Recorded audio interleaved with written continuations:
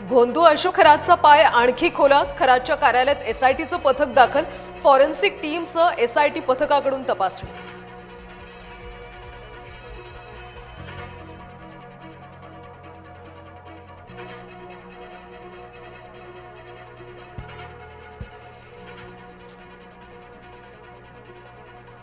भोंदू खरातच्या शिवनिका संस्थेचं bank account seal.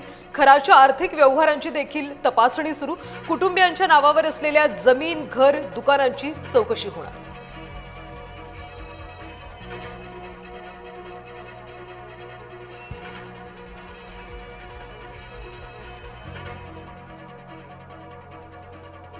भोंदू खरात विरोधात 8वा गुन्हा दाखल. नाशिकच्या सरकारवाडा पोलीस ठाण्यात गुन्हा.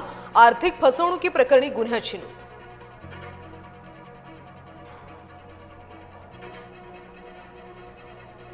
भोंदू अशोक खरात प्रकरणात पोलीस तपासाला नवं वळण.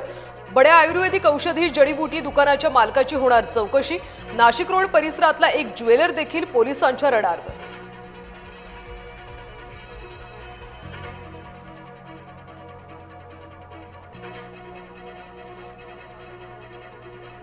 खरातला नाशिक जिल्हा प्रशासनानंच बंदूक परवाना दिला. चौकशीत खरातच्या फार्म हाऊसवरून 21 काडतुसं जप्त. 21 पैकी 5 काडतुसांचा वापर. तपास सुरू. सध्या शस्त्र परवाना रद्द.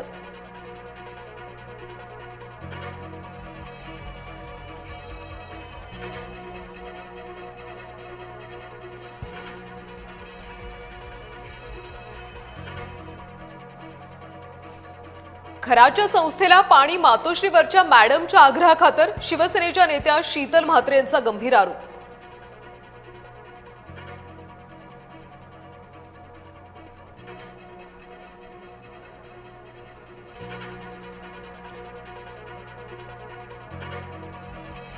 खरात कुटुंबातल्या दशक्रियेची पत्रिका चर्चेत. शोकाकुल यादीमध्ये रुपाली चाकणकरांचं नाव.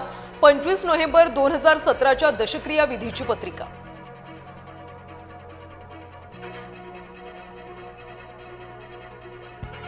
उभाठा खासदारांच्या बैठकीमध्ये खडाजंगी सूत्रांची माहिती. राज्यसभेची संधी न दिल्यानं चतुर्वेदींची नाराजी. तर राऊतांनी पवारांचं नाव का घेतलं. चतुर्वेदींनी ठाकरेंना सवाल केल्याची माहिती.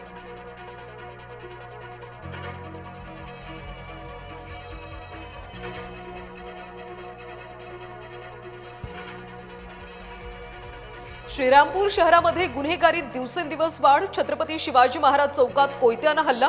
अज्जू पठाण या 30 वर्षीय तरुणावर कोयत्यानं वार.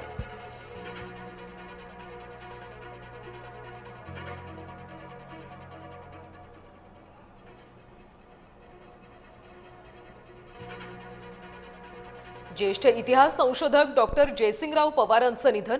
वयाच्या 85व्या वर्षी घेतला अखेरचा श्वास.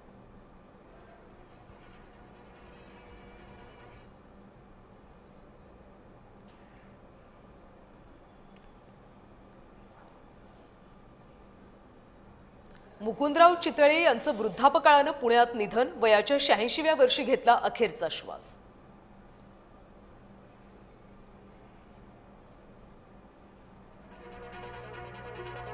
इराणचा भारतासह 4 देशांना मोठा दिलासा.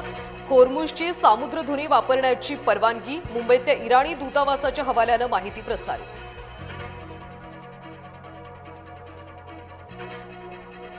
अमेरिकेचं F-18 लढाऊ विमान पाडलं. इराण सैन्याचा मोठा दावा. इराणच्या दाव्यावर अमेरिकेकडून कोणतीही अधिकृत प्रतिक्रिया नाही.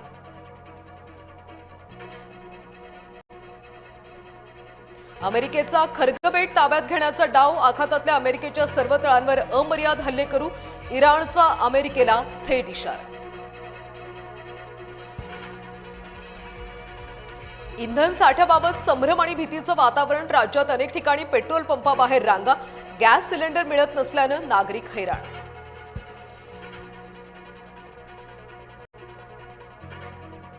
पीएनजी वापरा नाहीतर LPG सुद्धा बंद. केंद्र सरकारचा धोरणात्मक बदल. आदेशही जारी.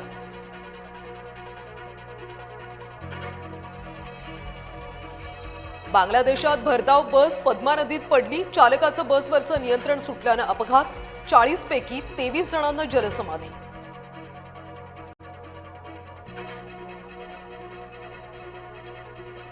देशभरात रामनवमीचा उत्साह. नाशिकच्या काळाराम मंदिरासह शिर्डी रामटेकमध्ये गर्दी. दर्शनासाठी भाविकांच्या रांगा. विविध कार्यक्रमांचं आयोजन.